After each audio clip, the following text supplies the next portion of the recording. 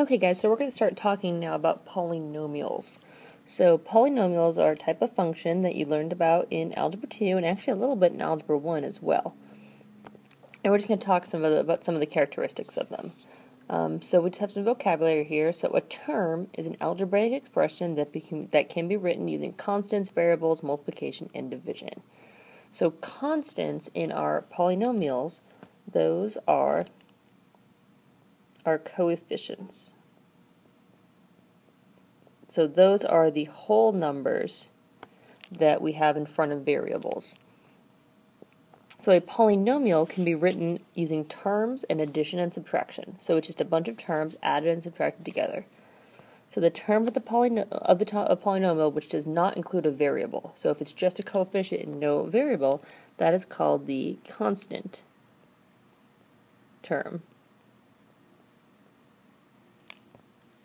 And then finally it tells us that any letter can be used as a variable. It doesn't have to just be x, even though that's what you see the most. So it tells you three things that really make something three things that could make something a polynomial.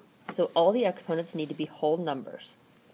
There isn't any variable in the denominator, and you can't have a variable under a radical. So it's not saying a number, it's saying it's specifically a variable, so one of our letters.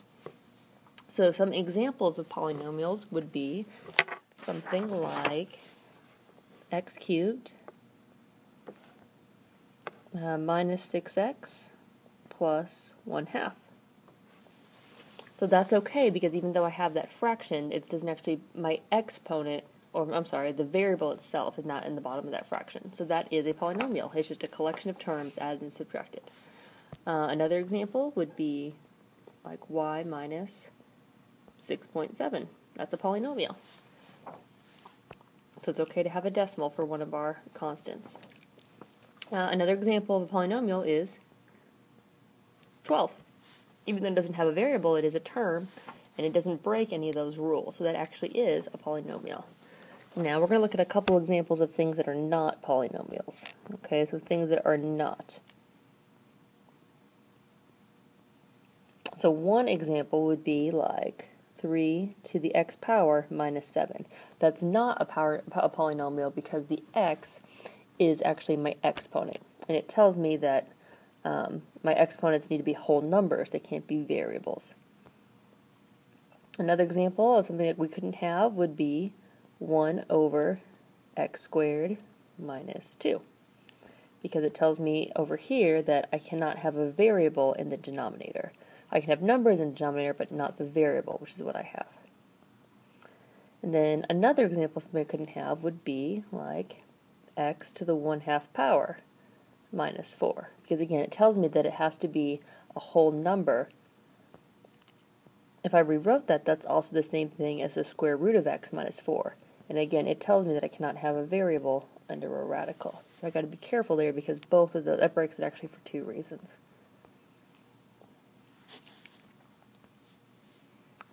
Okay, so just a little bit of vocab here again. It says the degree of a polynomial is what we're going to talk about now.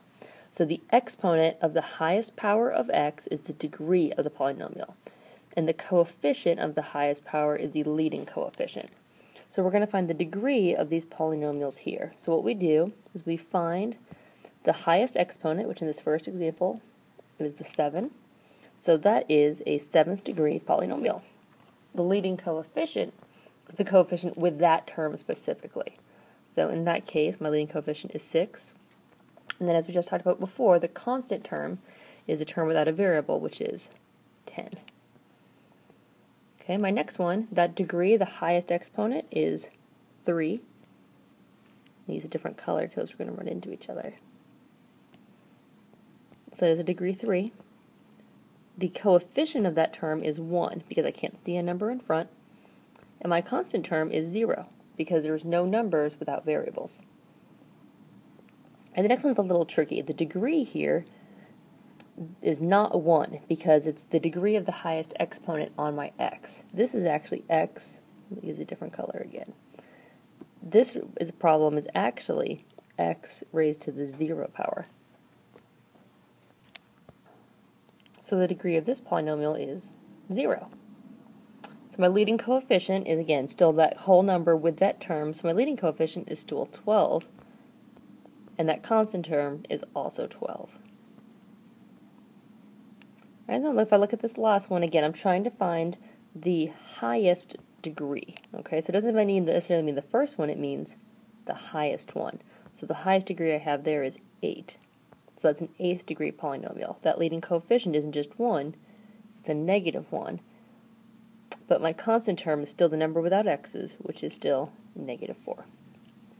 Now there are a few types of polynomials that you've actually already seen, and you know them by specific names. So if I have a first degree polynomial, which means the highest exponent is just x to the first power, something like y equals x plus 3.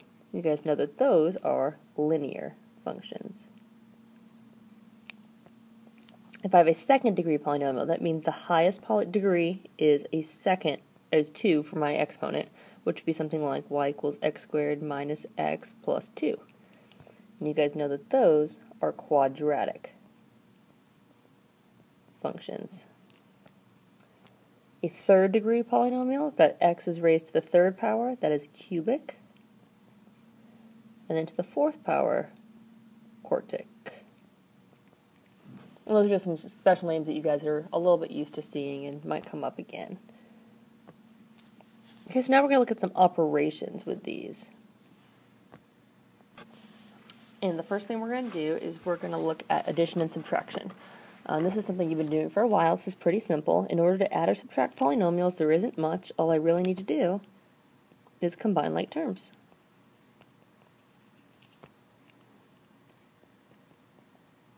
That means my x squareds go with my x squareds, my x cubes go with my x cubes, and things like that.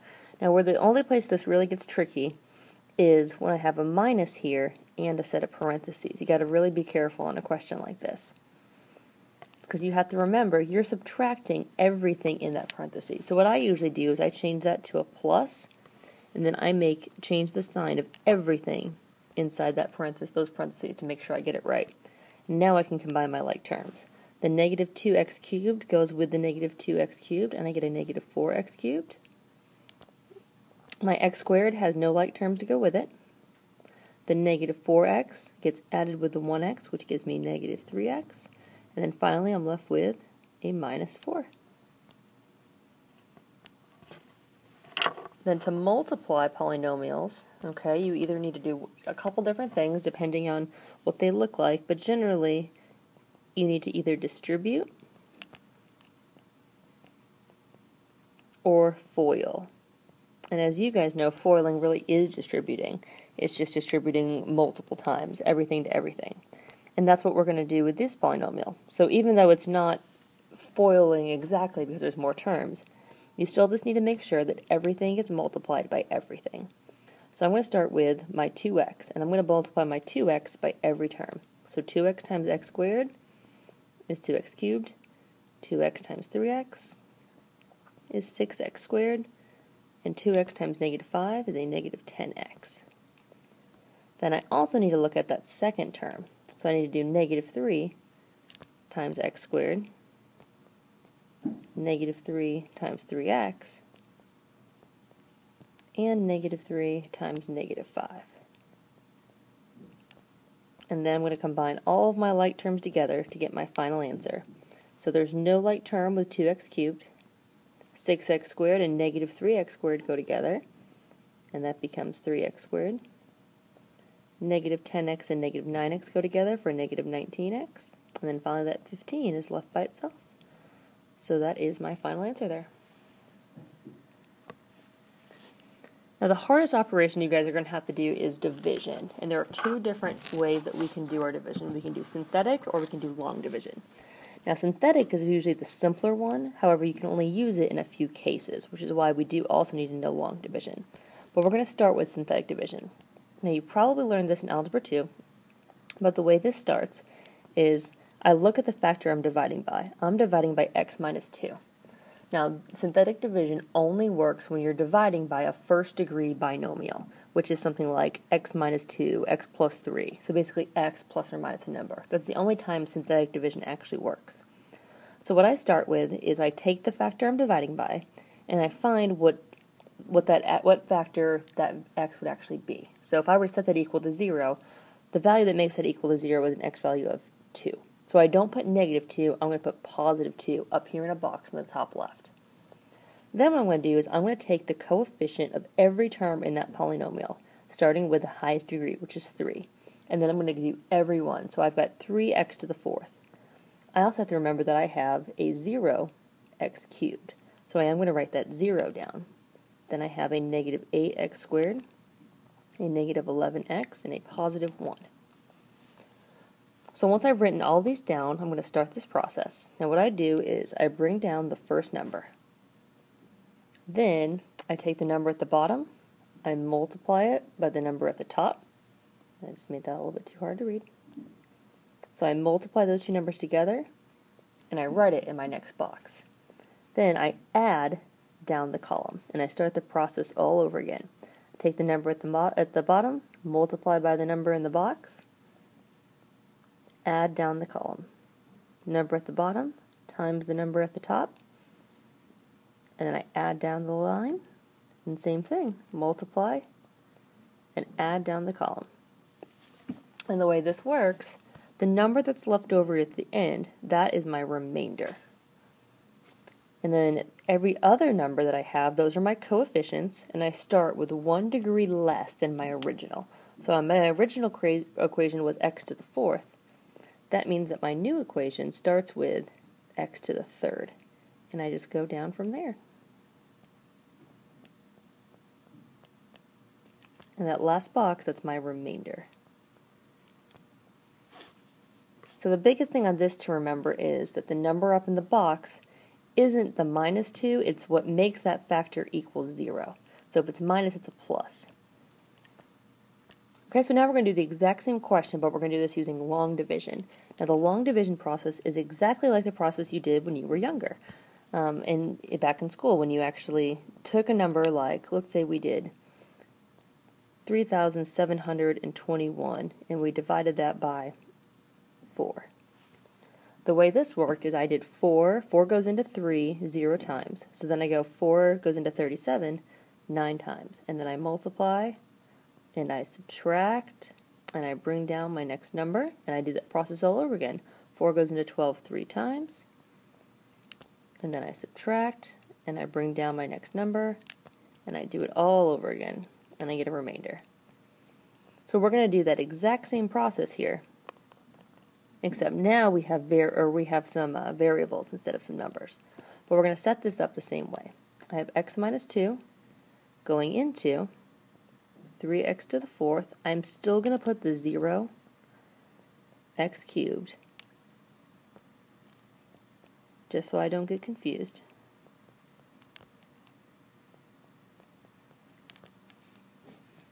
And I'm going to go from here. It's going to be the same process. So what I do is I look at the first term and the first term.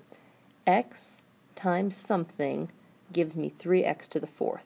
And I know that that is 3x to the 3rd. I like to write these terms to where my x cubes and x squareds all line up, so I usually don't put it in the front. I line it up with the appropriate one. So once I have that number written at the top, just like a regular long division, my next step is to multiply. So I'm going to multiply, and I get 3x to the 4th minus 6x cubed. Then my next step is to subtract. And you really have to be careful here, because I'm not just subtracting the 3x to the 4th, I'm subtracting the whole thing, which means I'm actually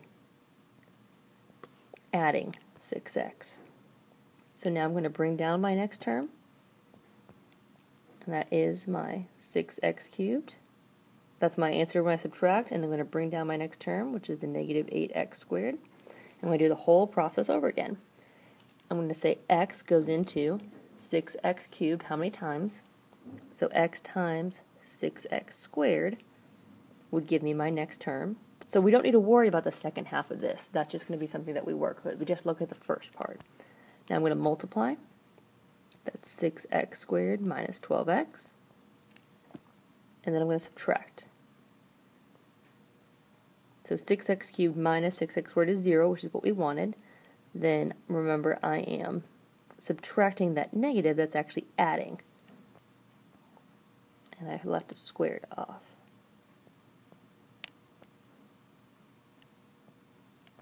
So that gives me 4x squared. I'm going to bring down my next term. I'm going to do it all over again. X times 4. X is my 4x squared, multiplied by both of them, so 4x times x is 4x squared. 4x times negative 2 is that negative 8x. I'm going to subtract, which means I'm actually adding there, and I get negative 3x. And then I bring down my last term, which is that plus 1. And then I look, x goes into negative 3x. I get negative 3. And I multiply, that gives me negative 3x plus 6. And I subtract, and I check my signs. And I get a remainder of negative 5. So I get the same answer no matter which way I do it. Now I know long division seems a lot more tedious and it takes a lot more time. The thing you have to remember though is that synthetic division only works when you're dividing by a first degree binomial. So that's why we still need to know how to do long division. But that's it for our polynomial operations. We're going to work a little bit more with the division next week as well, so you guys can get a little more practice with that.